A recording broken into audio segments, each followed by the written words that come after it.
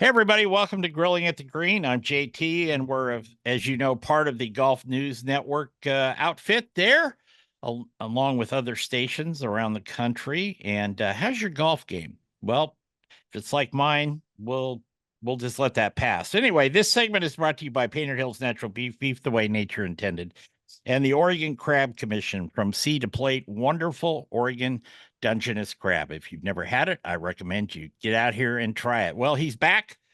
One of my dear friends here on the show, Charlie Rymer, formerly known as the Big Timer.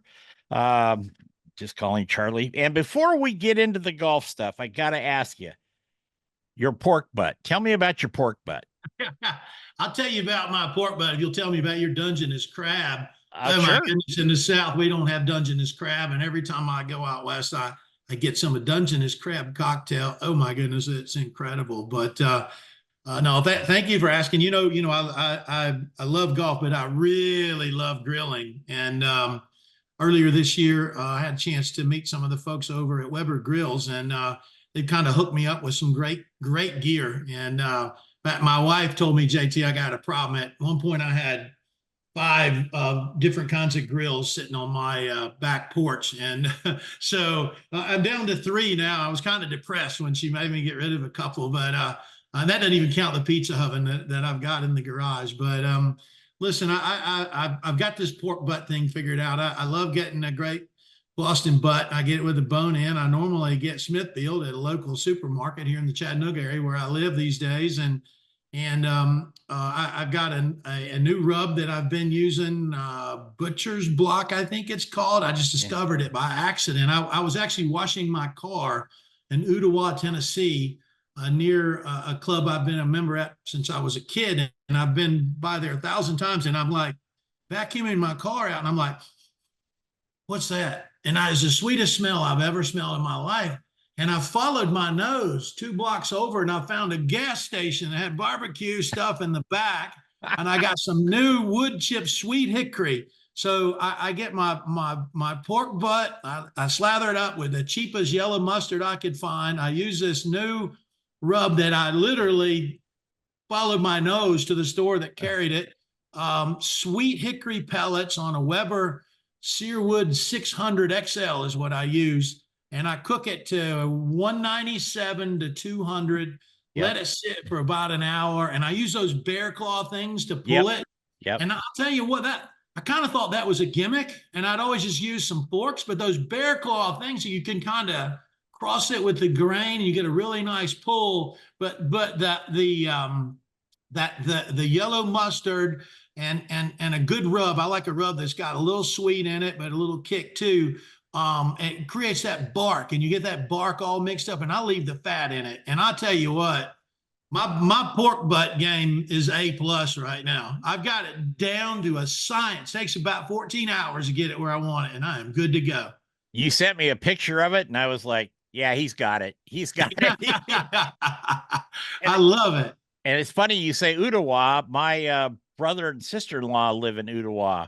Oh, great. Yeah, and even though he kind of commutes down to Huntsville, but that's not that far, and they have in fact they just built a new house way up on a ridge up there overlooking the river, and where you can see Tennessee, Alabama, Georgia, I think, all that, and you can see a little more. You can see North Carolina too. So an amazing area. I'm thrilled to live here. Yeah, it's gorgeous there. Okay, we'll talk more about barbecue and another segment coming up here, but I wanted to catch up with Charlie. Man, since you've been on the show, there is a lot of things been happening. Just a ton of stuff in the world of golf. I guess the biggest breaking story, besides Nelly Korda's dog bite, is Keegan Bradley being named captain of the Ryder Cup. Sure. That kind of came out of the left field a little bit. Yeah, and I certainly didn't see that coming, and I'm one of the few folks. Listen, I'm a proud member of the PGA of America. I don't get as fired up over the Ryder Cup as some people do, or some people might think that I do. It's interesting to watch. I think it's more interesting to me to watch when you get some drama like we've had, year after year, and it's certainly turned into more than an exhibition match, which is what it was intended to be, really to celebrate golf. And it's Yeah. bitter, it's competitive now. A lot of people like it. Kind of a soap opera kind of feel to it. And a lot of players get fired up over it. A lot of them probably behind the scenes are not so fired up about playing in it. But it looked to me like Tiger was probably going to be the guy to captain the U.S. squad at Bethpage, which will be an interesting venue. It always is. There's nothing like New York sports fans, but when I saw Keegan, I'm like, that's crazy. And then I thought about it for an hour, and I thought, well, it's actually pretty cool because he's probably the most engaged player in Ryder Cup and President's Cup, and has a big passion for it, and obviously being a PGA champion, he's well thought of. Why not give it a shot? And it seems like there was kind of this juggernaut that was sailing down the ocean where it was kind of planned years ahead who was going to be the vice captain of the President's Cup, president of the Ryder Cup, this, that, and the other. And someone decided, and we're just throwing that out the window and we're going to start all over again. And they've tried it a few times. They tried it with Hal Sutton. It didn't work. They tried it with Tom Watson. It didn't work. Right. Now they're going to try it with Keegan Bradley, and he's closer to the guys than Hal Sutton when he was a captain, or Tom Watson when he was a captain. Maybe this is what works, but it's certainly going to be something that people are talking about. And I kind of like that. I kind of like the controversy. The older I get, the more I like mess and controversy. and this will definitely be that. You gotta take the stick and poke the beehive once in a while, Charlie. Like that. Yeah. Well, to me, Keegan is one of those guys that he's normally in the mix somewhere, but he's not one of those Tiger, Phil, Right. Rory kind of guys. But he's got an incredible resume. He's won a ton. He won last year. Yeah. Yeah. And he comes from a big time golf family, so to speak. Yep. Pat Bradley, amazing champion. Yeah. Captain Solheim Cup team. So I'm sure he'll be relying on her quite a bit. Absolutely. Because I just think that that's probably a really good deal. Like you said, that, they didn't see it coming. It came out of, somebody else's decision. And I'm going to put on my prognosticator hat for you here, Charlie, for a second. I think if this works, I think the old, juggernaut, as you called it, sailing down the river or the ocean, I think that'll be gone forever. I think if Keegan can pull this off, certainly not from lack of talent or anything, but God, they get beat up so bad in the press and all that stuff. But I think if he can do that, we'll see a beginning of a changing of the guard. That's just my thoughts, but you never know. I'll tell you another thing. Plan on Michael Jordan being involved in this. Nobody loves golf as much as Michael Jordan. He's one of the greatest athletes that's ever, tied up a pair of shoes or cleats in any sport in the history of the world. He and Keegan are tight. Keegan wears the Air Jordan shoes. Michael has a history of being around these teams. I'm going to be surprised if Michael Jordan isn't playing some kind of role in the Ryder Cup. And that just make things a little more interesting going into New York, not too far outside the city with those fans and Michael Jordan there. So it's going to be interesting. There's no doubt about that. Yeah, Michael will have his shades, his USA hat on, big old stogie out there, chewing on that, being cool. Yeah. I can see that, man. I can see that very easily. And U.S. fans are going to get behind Michael Jordan. You know that. Oh, so, yeah. If you think the rah-rah thing in Europe is loud, go to Bethpage. That's what I'm saying. And then the other thing is the elephant in the room. Keegan said it yesterday. He goes, I'm taking the best players from the United States. I don't care what tour they play on. And I have a lot of respect for that. I don't really have a boat in the race, I guess you might say, with PGA Tour or Live. I've kind of observed it from afar. I hadn't really made any public comments about it, but you certainly could argue that the Ryder Cup is U.S. players versus European players, and to include Live players, I think certainly makes sense, especially when you look at the record that Live players are having in major championships. So I would be surprised if we didn't have several live players at least represent the U.S. in the Ryder Cup. Absolutely. Charlie and I are going to take a break. We're going to be back in about 2 minutes with more Grilling at the Green. Still coming at you every week. We'll be right back. Welcome back to Grilling at the Green. I'm JT. We got Charlie Rymer with us today.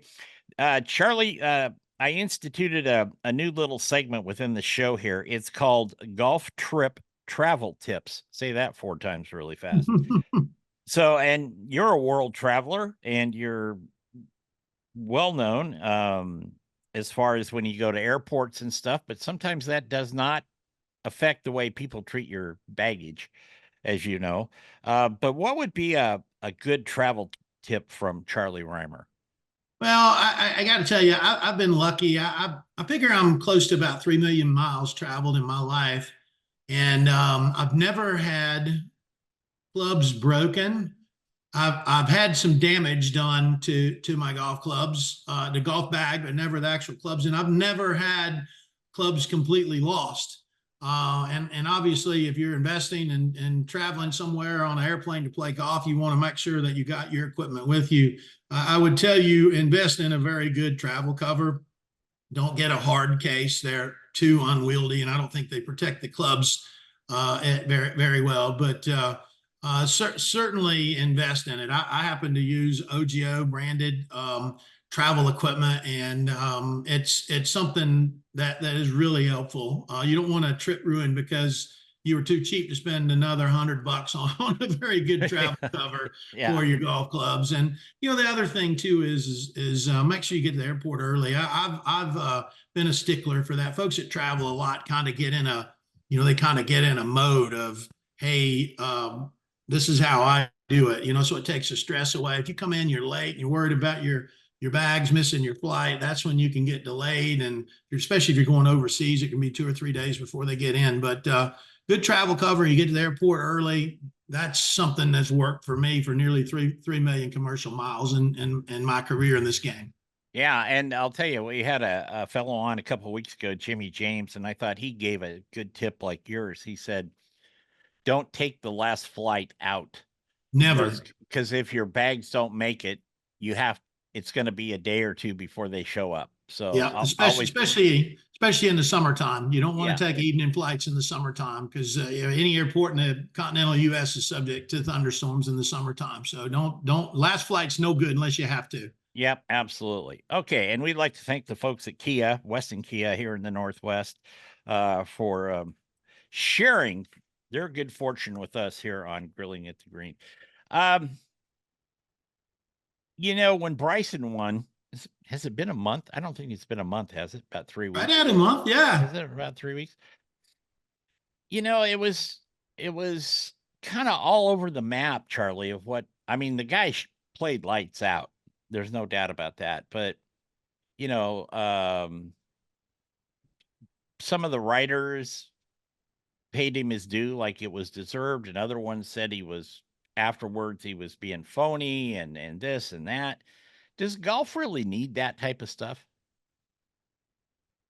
Does it need the kind of the kind of reaction that Bryson had after, or does it need the writers calling players phony? The latter. Yeah. The latter. I didn't have a problem with him running around celebrating. It was kind of a live deal, but I'll be honest with you. There's so much,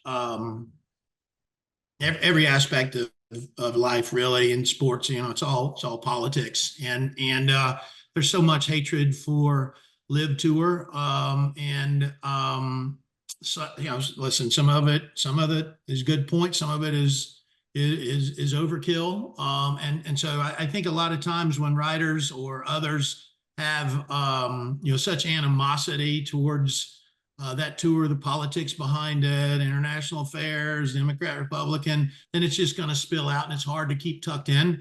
I've worked really hard in my career. I certainly have strong beliefs, both with my faith and my politics, but I keep them tucked in. I feel like in my role as a golf media personality, and now as an executive in the game of golf, that I'm certainly entitled to my political opinions on my days off, but I separate that from business. And I think a lot of folks have a hard time doing that. And to me, sports in general and golf in particular should kind of be a sanctuary away from the big mean world and all the crazy things that are going on inside and outside the country. And so many times they get pulled to the inside, and I just don't care for that. And I've very much tried to stay away from it, and I'll continue to do so moving forward. I think that's a good policy because on both my shows, this show and the barbecue show, I never talk politics. Right. That's like instant death in my book. Yep. In fact, it's not even as pleasant as instant death. It's kind of like No, being drugged by a it's tractor. Yeah. it's a tough thing, and I try to stay involved, not across all the social media platforms, but I've just settled on X for no particular reason other than I signed up for Twitter early on, and it's difficult for me being an old guy to track all the other social media platforms and some of the vitriol that's there and the just mean spirited hateful kind of stuff, it kind of takes my breath away, and I just kind of read it and pass along over it. I wish more people could do that, but sadly, we're not in a position right now where they do.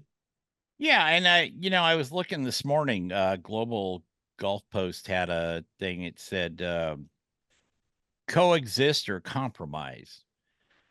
Well, if anybody had a wit about them, they would know that when all this stuff started, um, it was going to end up that you'd have to come to some sort of compromise. You can't take the sport, rip it apart like that, and then say, I'm in my corner and you're in your corner. It doesn't do anybody any good. Right. You can be unhappy, and I will say that there's times I've been unhappy with the politics of the deal. But as far as the sport of it itself, you can't just stop existing, Yeah. you know. Well, let me give you an interesting example. A few weeks Sure. ago, there was a live event in Nashville, a couple hours from where I live, and at my club here on Lookout Mountain, Macklemore. I have actually several members, but I had a conversation with two who I like, I respect, and I'm proud that they're members of the club that I help run, and they both live at the Grove in Nashville, which was the site of a live event. Mhm. And I spoke to one and I said, as a resident at the Grove where you just had a live event, how was it? And he lit up and he goes, you know what? And he goes, I went out every day. I had my friends, I had customers. It quite honestly was one of the best hospitality experiences I've ever had. It's great. I'm thrilled that it's at my club. I can't wait for it to come back next year. So a few minutes later, I saw another resident at the Grove and I asked him about it. And he said, I hate live. I hate that it's at my club. I hate everything about it. And I will fight with tooth and nail to prevent it from ever coming back to my club. And that kind of epitomizes, a little bit about what's going on in the world of golf. Both very reasonable people, successful. They love where they live. They're both good golfers. They love golf, but very, very divergent opinions on what's going on with live and PGA Tour right now. And you're running into a lot of it. Some of it's generational. I find that younger people are more receptive to live than older people, and that's fine, but it's not going anywhere. They're not going to invest the kind of money they've invested in that product and shut it down. I think a lot of times people don't understand the need and how popular it is outside of the United States as well. So as you can imagine, I've got a lot of contacts in the world of golf, and normally I got a pretty good idea of where things are going to end up. With PGA Tour and live. Nobody knows. Nobody knows how it's going to come down. But you got two sides that are used to getting their way, and you got one side with literally unlimited resources, the other side with a ton of resources. It's a very interesting time that we're in right now in the world of professional golf. Absolutely. We're going to take another break. I'm going to be back with Charlie Rymer right after this. Don't go away. Welcome back to, excuse me. Gosh, welcome back to Grilling at the Green. Today we've got Charlie Rymer with us. We would like to thank the folks again at Painted Hills Natural Beef, beef the way nature intended, and also my co-conspirator on the barbecue side, Leanne Whippen. Go to her website, pigpowder.com. It is one of the greatest rubs you'll ever. I'm not saying it's the greatest because people have varied tastes and stuff, but with pig powder, it's a good place to start for you. So go to pigpowder.com. We're talking with Charlie Rymer today. That was what you're talking about in the last segment, Charlie. The first year out, they had a live event here in Portland at Pumpkin Ridge. I don't know the exact number, but a bunch of people resigned their membership there at Pumpkin Ridge. Live dumped in a bunch of money. Pumpkin Ridge dumped in a bunch of money. They had to play both courses to make it fit their deal. There's a private course and a public course, and they used a little of both on that, like that. But then they did all that, and then they didn't come back. And I don't know why. Nobody ever said that the guys didn't like the courses. A lot of the guys played there when they were on the Corn Ferry Tour or when they played in amateur golf or college golf. There was always something going on at Pumpkin Ridge. So I never quite figured that out. And I didn't know if it was the membership that just said no, but I think it was actually the live folks that just didn't renew it. So, Right. who knows? Who knows? Yeah. I'm guessing there's something in the political realm that caused that. Yeah. But you never know. It certainly could have been financial. It could have been any kind of reason. Yeah, there's just we're used to dealing with the PGA Tour and it was kind of doing the same thing the same way year after year with the same people, and it's just totally disrupted. So I have a little better idea of what's going on the PGA Tour side, but live is a whole new. It's a whole new world, and so like everybody else, I'm just reading what's going on in the paper. So right. No, nobody I know has any clue what's going on over there. I think though that you just touched on something that PGA Tour. I'm a fanatical fan. You were a former player on the tour. You've got a lot of friends that work there. But again, it was kind of the same thing year after year after year. Not that it was bad, it was good. You got to see a lot of great golf and you got to see a lot of great golfers. And, a lot of them had great weekends and some not so great. But I think the biggest thing to me that Liv did was say, we can't do it that way forever. You'll lose the, I don't know, enhancement to want to come watch. I mean, if you look at like waste management or that, Jesus, you can't even get into that place. It's elbow to elbow in there to watch it. But I think on some of the other tour stops, maybe like the John Deere last weekend or something, maybe it was it's time to shake it up a little bit on that way. It's certainly been shaken up some. There is no doubt about that. Listen, the live it's a different feel. I mean, I've got a very good friend. He's actually chairman of a club in the Dallas area that I'm a member of called Marido, and he's been a big supporter of golf for years and years. And he attended a live event last year in Oklahoma City, and just recently signed a deal to bring the lives version of the Tour Championship to Marido later this year. And he's one of the last people I thought that would be interested in embracing live, but he's done that, and so that's on the books this year. And one of the reasons he did it was he took his grandson to the event. And he played in the pro-am. He said it was a wonderful pro-am experience. They had a great party. They were able to interact with all of the players. Every player in the field was at the pro-am party with their wife, which is very unusual at PGA Tour events. Right. Generally, there's 4 or 5 players only there, and they're there because they have to be. I'm sure the live players have to be there as well. But then he attended the tournament, and he goes, I went out to my favorite hole. I was there for 4 hours, and I saw every player in the field. And the event was over, and we went home, and we just had a great experience. He didn't really care for the music that much, but it is a very different experience. And the tour has had to change a lot of the PGA Tour has had to change a lot of the ways they conduct business and their telecasts. Players are having to do more interviews, on-course interviews, things that, quite honestly, they should have been doing for years that now they're doing. And then the other thing is existing PGA Tour players. I played golf today, actually, with the father of a PGA Tour player who's having a wonderful career. And we were talking about it the last 2 years. This player's won multiple times, and he has no interest in leaving the PGA Tour.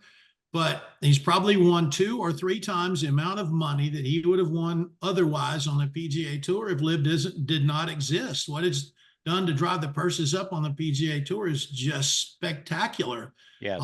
So if you're a player right now, you keep your head down, you go out and play and be grateful for what you're playing for. It's a lot more money than it would be by a large margin than it would be for PGA Tour players now than if LIV did not exist. Right. Right. Just one more about one of the players. I've kind of felt sorry for Rory this last year. You know, he was an adamant spokesman. Excuse me, Charlie. Anti-LIV, and he kind of softened his deal. Then he got off the board, and the press has hounded him, you know, and he didn't win another major and all this stuff. And I mean, he's a tough kid.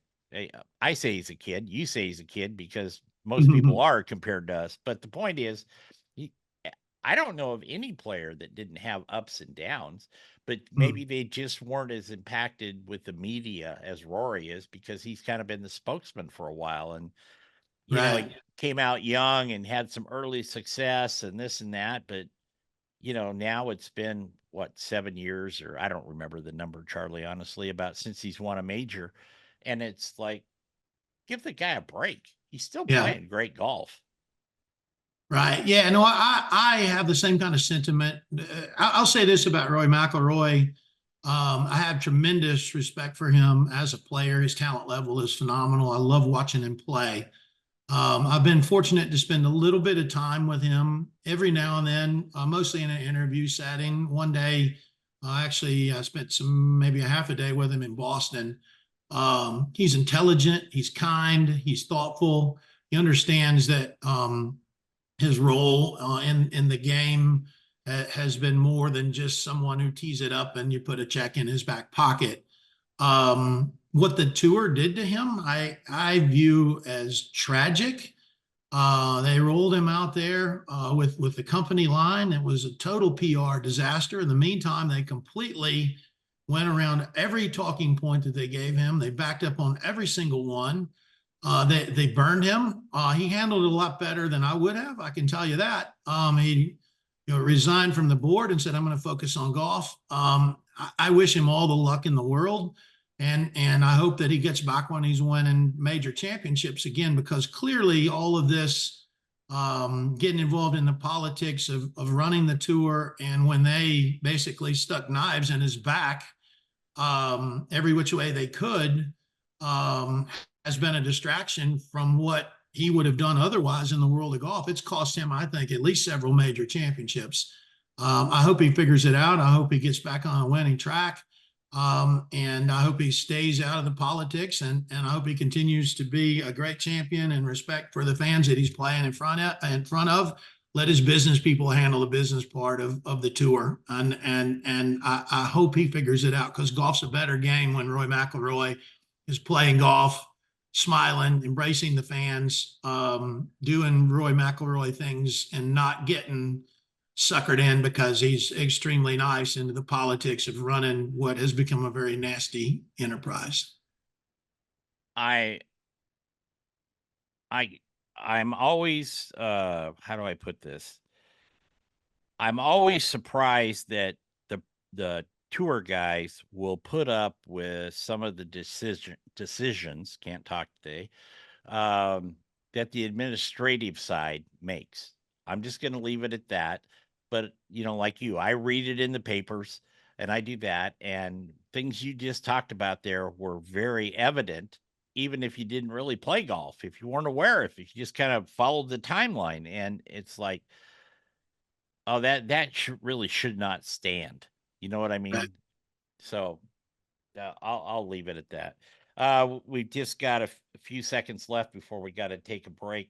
Let's go back to your pork butt for a second. Do you have any? Do you have any leftovers? You know what? When I get to cooking around these parts, it's kind of like sending up, old time smoke signals. People show up. I'm 56 now, and my dad loved to cook, and he always had people around the house, and I never could figure it out. And I get beyond watching my kids grow and prosper and get through life and ups and downs, and my grandchild now, and my wife, who's a hospice nurse, she's an angel. My favorite thing is to watch my family thrive, but beyond that, my most favorite thing to do from a selfish standpoint is cook for people.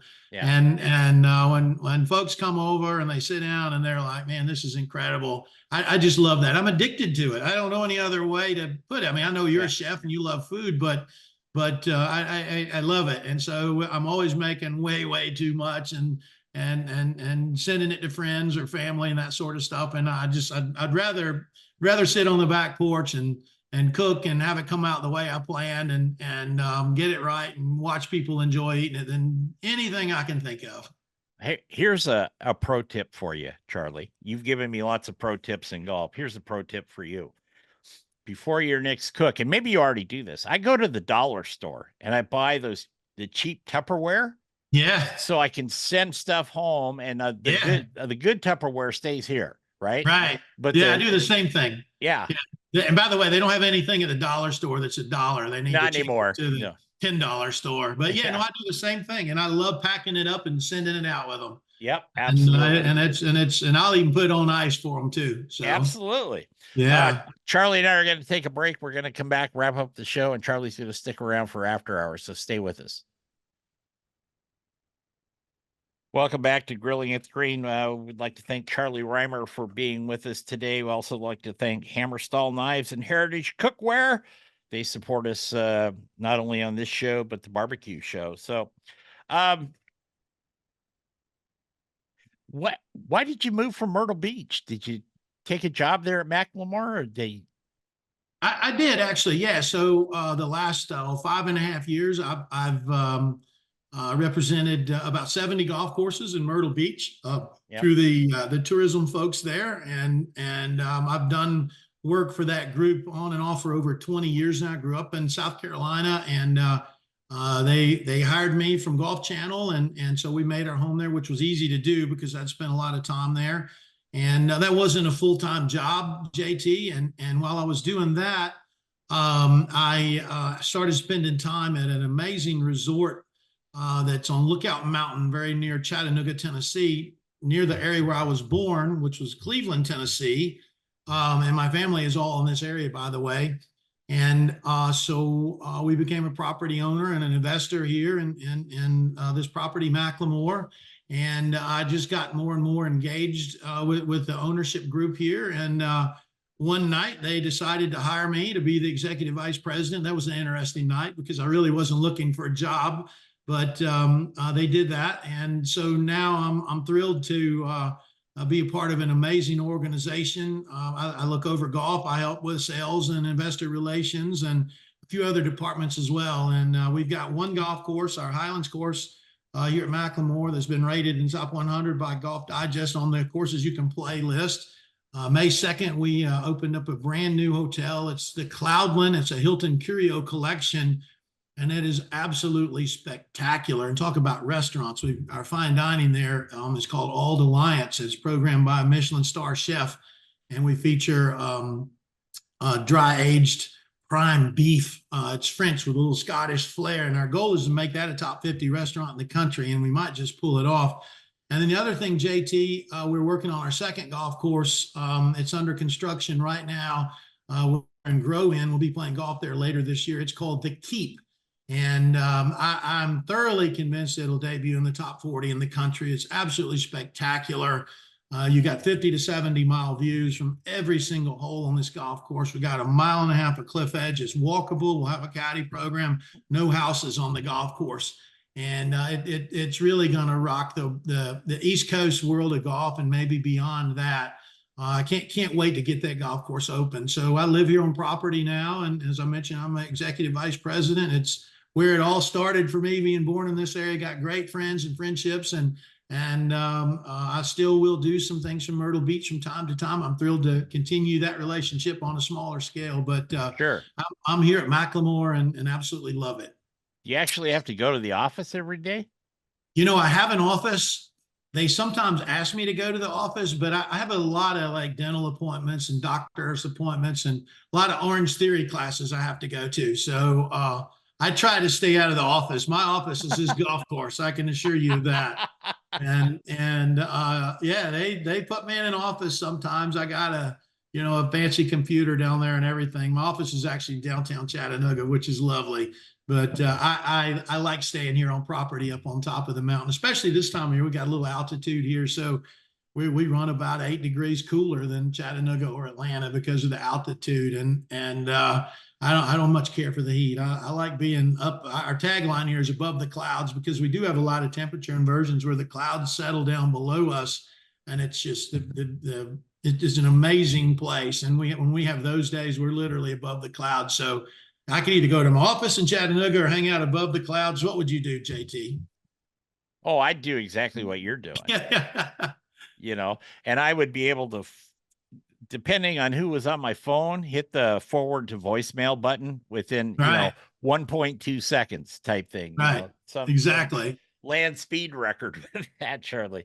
Well, let's go. I had not been in that area before last fall. I was up there. We went up to the Jack in Lynchburg. Mhm. And I did a broadcast from there and then went back to Chattanooga where my in-laws live. Um, Ottawa, as you said. Ottawa. You're close. Ottawa, excuse me. Ottawa. Yeah. Yeah, yeah. And so I got a tour around the area, saw the Peyton Manning course at the bottom of the hill there. Peyton's got a Right. 9-hole. Sweetens Cove. Yeah. Yeah, yeah. That's where they live up on the hill there. Yep. Yep. So, I see Peyton quite frequently. I spent some time with him last week. oh, He's good. something else. Yeah. So I like I said, I had never been. I'd been to Tennessee. I'd been to, of course, my work. I'd been to Nashville a lot. Spent a lot of time in Kentucky. I spent a lot of time in Georgia, a lot of time in Virginia. But that one corner there of Tennessee, I'd never been in, and I loved Well, it. let's get you here to do a show. I'd love to have you here. This is your official invitation. We'd love to have you guys come here, hang out with us a few days, and let's do a show from Macklemore. You might not leave. That's what happened to me. I gotta tell you something, Charlie. Listeners probably won't care about this. When we were back there, I loved it. My wife was like, how soon can we get the cat shipped here? You know what I mean? It's like that type of thing. And I was like, well, we got some other commitments we have to fulfill first, but she's about a year away from fully retiring. Right. She retired once and then she went back to work. They called her back in, because they evidently nobody could do what she did. But anyway, so she went back to work. In fact, just started this week, but I'll give her about a year, and then she's going to start looking at me, going, "I want to go. I want to go." Hmm. So you might be Come on to on. yeah, we'll See do us. that. Yeah. We'll do that.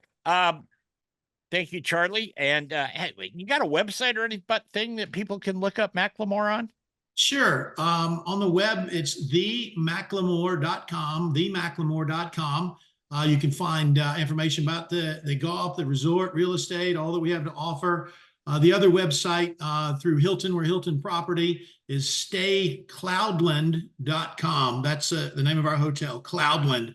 And again, that's a Hilton Curio collection. You can also get to it wherever you book your stays with Hilton. But it's a hotel that's it's breathtaking. It's right on the edge of a cliff, and it is absolutely spectacular.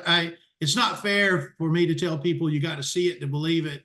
With Macklemore, you got to be here and feel it to believe it. It's really something special, and we're taking a lot of people by surprise. I bet you are. Charlie Rymer, big timer.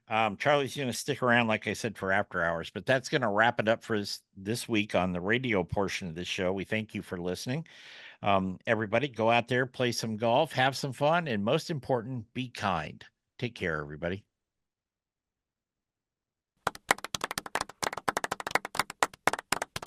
Hey, everybody, welcome. to After Hours here on Grilling at the Green. I'm JT. Today we've got Charlie Rymer, formerly of Golf Channel, formerly tour player, now executive VP at Macklemore there. And I can't wait to get back in and see that property with Charlie and do that. We'll do a show. I promise. When I come back, we will do a show from back there. And I wanted to tell everybody, I don't know if you saw the announcement today, but Golf News Net, their TV channel is going to go live here. It's a real TV channel like on Roku and all those kind of platforms. The television version of this show, which actually has Leanne Whippen and myself cooking, and then we're doing people profiles in the show. It's a fun show, half hour long. We're in the lineup there. And so it'll just be a few weeks now, and you'll be able to see this on TV. How about that, Charlie?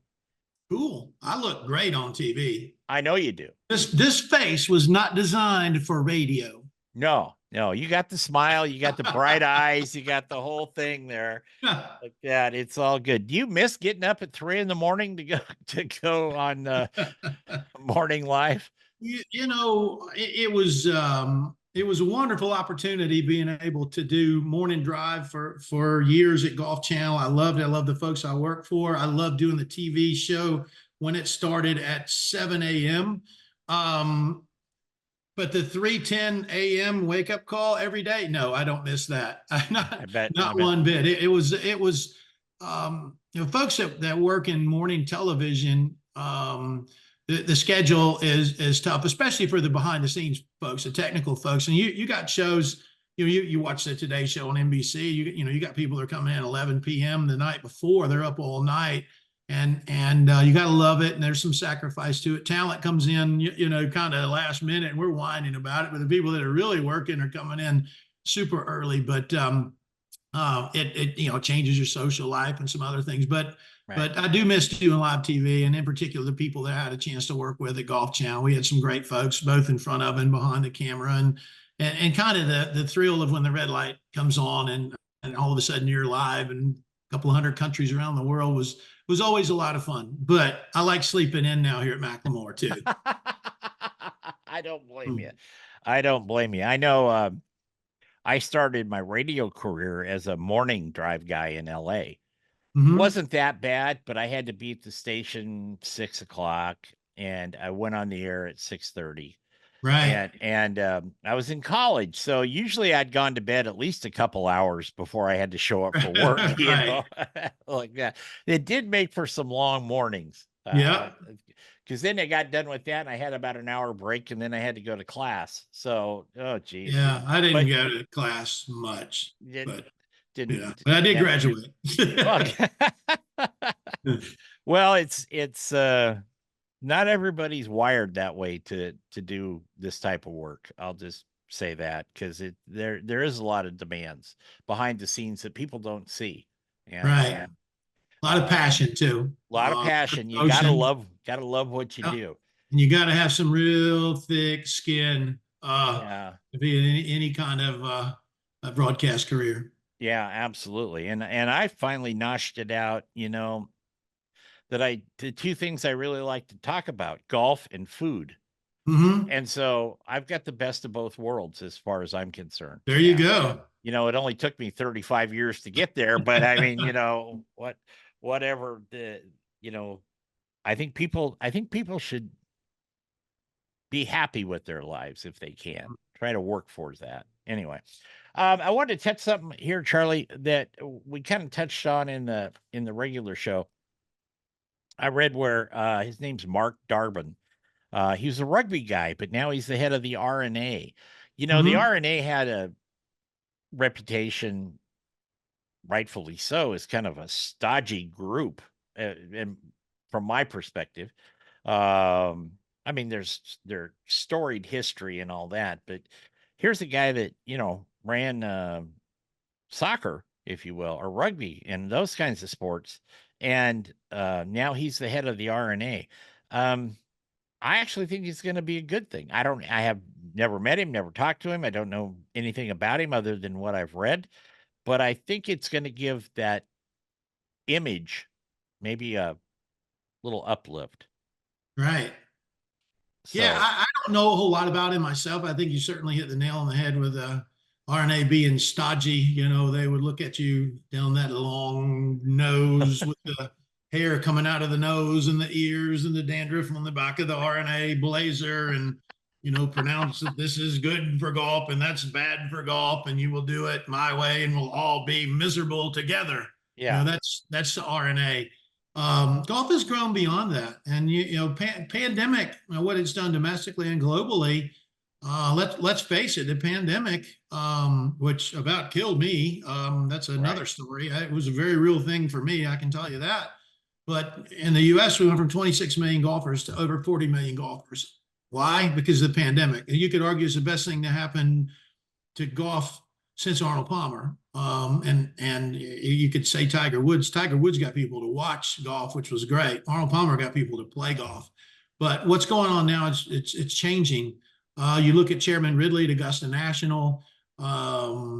He's an attorney, but he is a U.S. amateur champion. He's a golfer at heart. He's doing an amazing job with what they're doing at Augusta, with the drive, chip, and putt, with the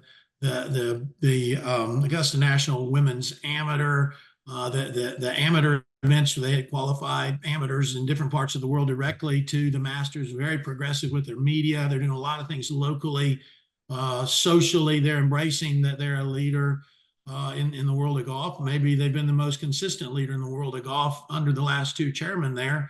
Mike Wan, who's a friend of mine, heading up the USGA as CEO, one of the smartest guys you'll ever meet. I knew Mike when he went over to run LPGA, did a phenomenal job there. He's an outside the box thinker, and just doing some things differently. I'm a proud member of the PGA of America. Of course, Seth Waugh is leaving. I haven't heard who the replacement is. I used to be connected there as part of the governance structure. I'm not, but PGA of America will be very progressive and embracing its role of bringing more people to the game. Increasing the enjoyment of the game is in the mission statement of the PGA of America. So it's about time, you know, R&A gets on board with that. The one that's really hurting right now, quite honestly, is the PGA Tour not being able to sew up what's going to happen in professional golf. And I think the mess that we're in is because the PGA Tour and its leadership structure, quite honestly, was just lazy and not very smart, because they had for the longest time, they had the hottest property in the world to sell in Tiger Woods. They don't have Tiger Woods to sell anymore. Right. They became arrogant, and they've got to kind of figure it out to bring professional golf in line with what the other governing bodies are doing. Once we get that shored up, you know, there's nothing to hold back golf. This pandemic has shown people that golf is an amazing thing. The PGA Tour's got to get it together. These governing bodies have got to get it together, figure out what they're going to do with LIV, because golf is exploding. For professional golf, which is becoming a smaller and smaller part of golf, has got to get its act cleaned up, because more people are going out to play golf, which is great for the side of the business that I'm on now, than watch golf. And you know, that's kind of sad. We got to kind of find a balance there, and I hope we will. But there's a lot of issues that got to be worked out right now in professional golf. It'll happen. I just have no idea how, why, when, but that needs to be done. But the other governing bodies, they're doing a great job with phenomenal leadership, and the majors have never been more important, because it's the only time the best golfers in the world are together now. Right. You used to could say the best golfers in the world play on the PGA Tour. Every tour in the world fed to the PGA Tour. That's not the case now. The majors have never been more important. They're the biggest stage. They're only getting bigger. And the governing bodies know that, and they're handling them appropriately. As an outsider, I would say, but as a guy who's been around promoting events and sports and stuff, which I have for a long time, when I saw the tour come out with the elevated event thing, and virtually not all of them, but on some of them, some of the tournaments that had been around and they were dyed in the wool PGA supporters, and it seems to me that the tour turned their back on some of them. Maybe they weren't the biggest event on the tour, but they'd been there for a long time. And then, so the week before, they took a tournament and they elevated it and they got more prize money and this and that. And the way they went about that to me was a little back ass words, but I'm not in the mix, so I don't know all the details. But then some of these tournaments that had been around for a long time and maybe they were putting up $8 million or something, and they said, well, that's not good enough now. And they lost some sponsors on that, some people that had been pretty loyal to them over the years. And Mm, I don't care who you are, if you're an event manager, you can't lose $8 to $10 million events because you made some dumbass decisions on something else. That's just right. my take. So That's an astute take. Each PGA Tour event is essentially is its own entity. It's a charitable entity. They run the event. The money that's left over goes in most situations to local charities in the area they conduct it. There's amazing people that volunteer their time, energy, resources. There are staff members that are paid from tournament directors on down. Running a PGA Tour event is a large enterprise, and the tour has betrayed the PGA Tour has betrayed a lot of tour events over the years. It goes back actually a long time ago to World Golf Championships, which now don't exist, thankfully. But you would take an event like the old Tucson Open that had yeah, been staple and had been there for years and years and years, and the tour says, "Yeah, we're going to do a World Golf Championship, and thanks for your 50 years of service, but you're done." yeah, It broke my heart to see a lot of things that have happened with the PGA Tour. But at the same time, I know it's a challenging situation as well. sure. But it's something that's got to be worked out. And there's a lot of feelings that have been hurt, and it might not be a real simple fix, and it might take a while. But eventually, we got to get it worked out for the good of all of us that love this game. Yeah, I mean, I'll tell you, here in Portland, there was again at Pumpkin Ridge. It was a Corn Ferry tour and a Hogan tour and Nike. Name the Sure. name the I rest. played the Nike Tour Championship at Pumpkin Ridge in 1994. Yeah, And I had one that Nike was the sponsor, and you win a tour event. I won one that year on the Nike Tour. You get this really cool purple jacket. I got it around here somewhere. It's a little snug now, but I was presented with that week. I didn't win that tour championship, but I won earlier in the year. But no, it was a great event. Really, really neat golf course. Bob Cup, as I recall, did both of yeah. them. There's been a lot of golf there. I think most notable was the U.S. Women's Open, but then Tiger Woods had his Hello World moment there as well. So it's just a great golf facility, and I know you guys in Portland are proud of it, and you should be. Yeah, but there's no event there now Mm. because they 5 years ago, 6 years ago, whenever it was, all of a sudden they decided to Lagardère ran the event here. And then, but they were tied in with Corn Ferry, and then something with scheduling because the tour moved something else and scheduling. And then this was always a very successful event, and they dumped a lot of money into local charity and amateur sports and stuff around here. And it was a huge draw for the general golf population, Hmm. and it went away. Now we still have the LPGA Portland Classic, which has been around since Jesus was in preschool, but Hmm. that's really the only professional event we have. Now they have some up north in Seattle, up at Sahali up there. They had a women's tour up there, and I think they've still got a Champions Tour event that goes up there. But The you Bowen, know, yeah. yeah, but they used to have a regular tour event at the Portland Golf Club years ago. And so I don't ever figure out why they, with a city, I know we're not the biggest city in the country. We're like 25th or something, but we have a huge golf population here and big Right. I, supporting.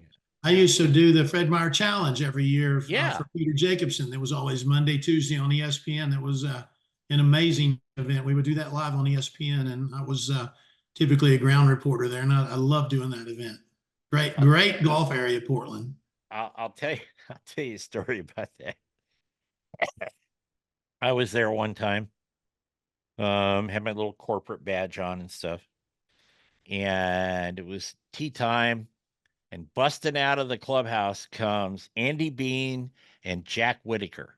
And Mm. Jack Whitaker's face was as red as my hair was in 1986, okay, because it's not red anymore.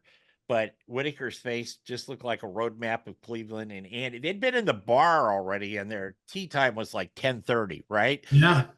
And Andy Bean steps up there and he laces this thing. I'd never heard a sound like that before because I'd never been right next to the tee box before when a pro hit like that. And I went, wow. Of course, Whitaker, he hit it about 30 yards and that was fine. But anyway, it was so funny. And they were just laughing and having one hell of a good time that whole Yeah. round, you know. Andy Bean was a good friend. We lost him, I think, within the last 6 months. And it's actually COVID that got him, but he was a very good friend. He was a very good man, and I learned a lot from Andy Bean. I was grateful for my friendship that I had with him, and he was one of the bigger characters that's ever played the PGA Tour. Really good person, big heart. Yeah, yeah, he seemed like it, but I just never because they just kind of came.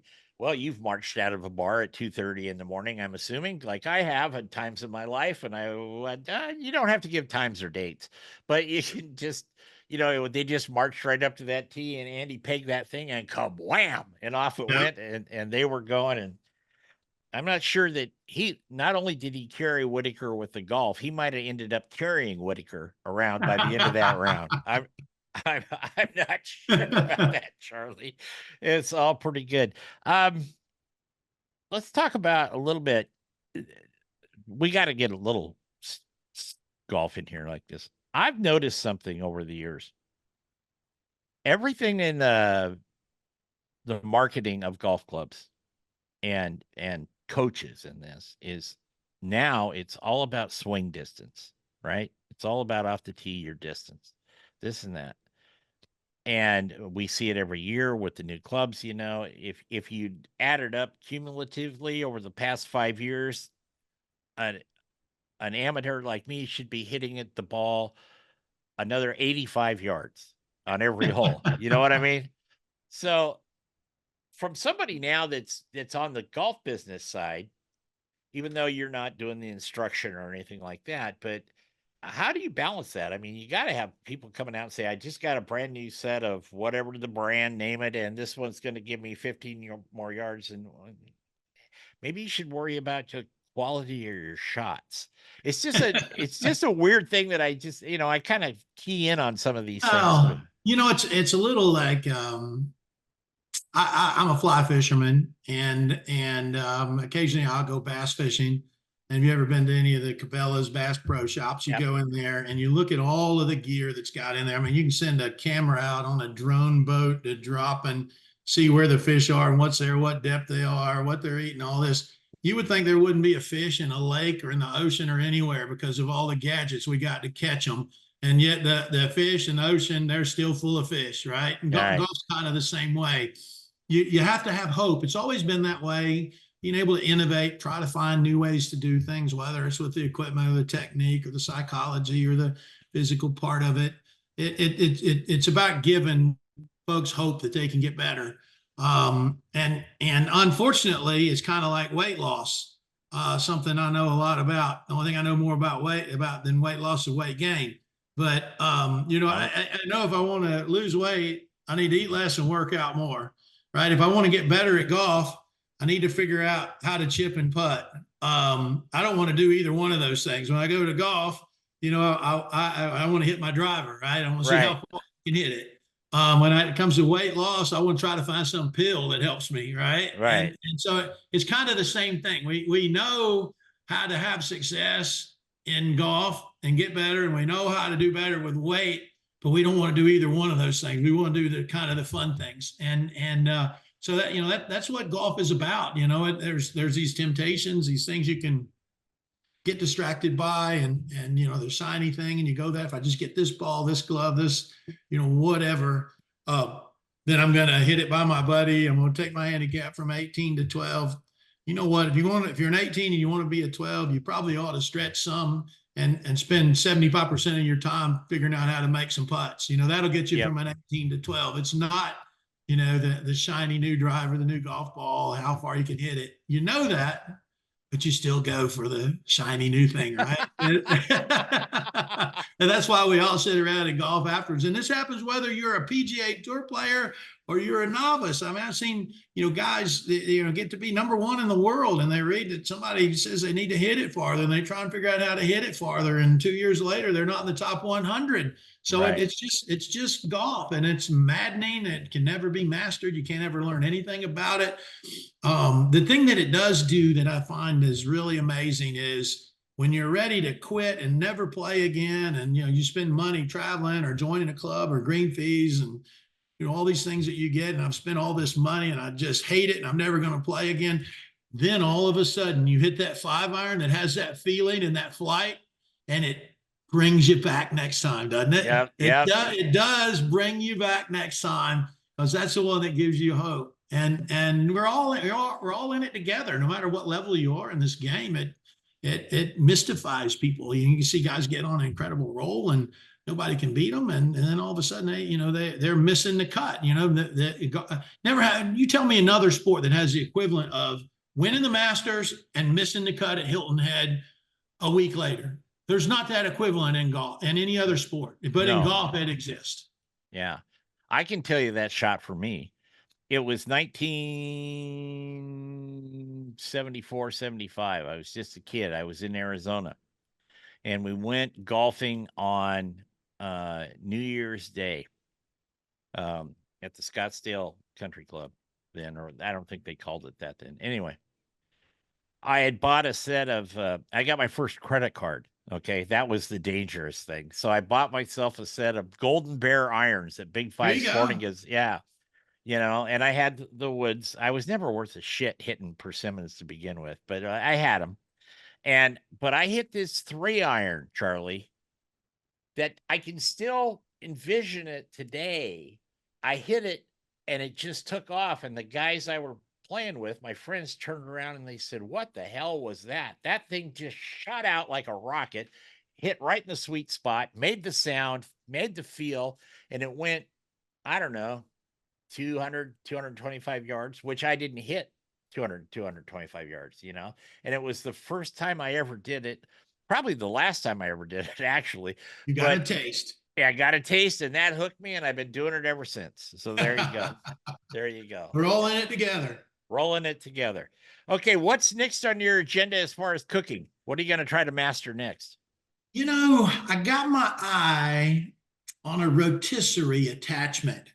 Mm-hmm. And I'm a big fan of rotisserie chicken. And I'm thinking, I got this Weber pellet grill, rotisserie chicken over that wood. I'm kind of thinking, I looked it up the other day, it's about $149 investment. Now I'm thinking that might be pretty good, over a little pan, maybe some vegetables going in there. Yep. I think that's the next thing I'm going to attempt and see if I can get that right. The only thing I'm worried about is my temperature probe. When I put it in that chicken, it ain't going to spin, but so far, and the whole operation is going to come to a very quick halt. I got to deal with that a little bit. Oh, there's other ones that you can, or the instant reads that you can just pop the lid and hit it for a second and it'll tell you. I wouldn't bother trying to keep the probe on like that, because that will turn into a train wreck. But I can't believe I didn't get a laugh out of you. I knew I was going to throw that at you about that. You just went right over your head, right? Well, what I was thinking about is in the pan, what I would do is I would probably put some onion and some sliced potato, maybe some mushrooms, stuff I like, and put it in there, and then let it, because I've done things like that many times, let it drip on there. And then you don't have to, if there's anything left over and you want to try to make a gravy, you got the stock right there to make the gravy with. There you go. I've been messing with gravy. I've been doing a pork tenderloin on that pellet grill. And I get I'm lazy. I get the pre-marinated kind, and it's like cracked peppercorn. And so I've been doing a Dijon cream white wine sauce that I just kind of start throwing things in the pan with some either vidalias, which we have this time of year, or salad, some mushrooms, some garlic. I'll hit it with some half and half, a little bit of white wine, kind of reduce all of that with the mushrooms, and a little Dijon to finish it off. And that's a really nice sauce. I can get to thicken it a little bit with a half and half with that mushrooms and that Dijon wine on that tenderloin with the cracked pepper. corn, kind of marinated into. I'll tell you what, that's an easy meal to make. And you serve it to people and they look at you, like you're a Michelin star chef or something. I'm like, well, it took 15 minutes to whip all that up. And I love doing that. The pellet grills are so easy. Just yeah, I'd always cooked on a big green egg, and that's like a full day Yeah. deal. But pellet grills, and I treat it like it's an oven. It's just easy to fire up, and Yeah. it's so much easier to use. I find that I use it a lot more. Maybe I don't get the taste if I was using a stick burner or a big green egg, but I use it a lot more. So I'm happy to trade off 5% or 10%, of the smoke profile just for ease of use with them. So I love the pellet grill. I'll tell you one thing that I do is, well, you talked about Dungeness crab a couple times in the segment. They're one of our sponsors. I'll do a big, thick, I have them cut special for me, pork chop, and I'll sear those and do it all right. But I make a cream sauce with crab and capers in it, Oh. to Dungeness, and big claw pieces in there, and serve that around. And I serve it with some asparagus. It's Let me a Dungeness crab cream sauce with capers. yeah. You could put that on a dog turd and it would make it taste good. I mean, that sounds illegal to me. I'd whip your ass over a bowl of that sauce. I'm not going to be able to find any Dungeness crab in Trenton, Georgia, but I'm going to see if I get some mailed in just to try that. Okay. Yeah. You'll have to email me your new address. I'll see what I can do for you. Okay. All right, you got it. All right. Charlie Rymer, big timer. Thank you so much, buddy. It's good to see you again. I'm glad you're healthy and you're moved up there. And between my in-laws and now you there, I'm going to have to come back. Come on, see us. We'd love to have you at Macklemore, JT, anytime. You got it. That's going to wrap it for the show this week. And we want to thank Charlie and all our sponsors. And I hope you go out and play some good golf, have some fun, enjoy life. That's what it's really all about. And take care, everybody.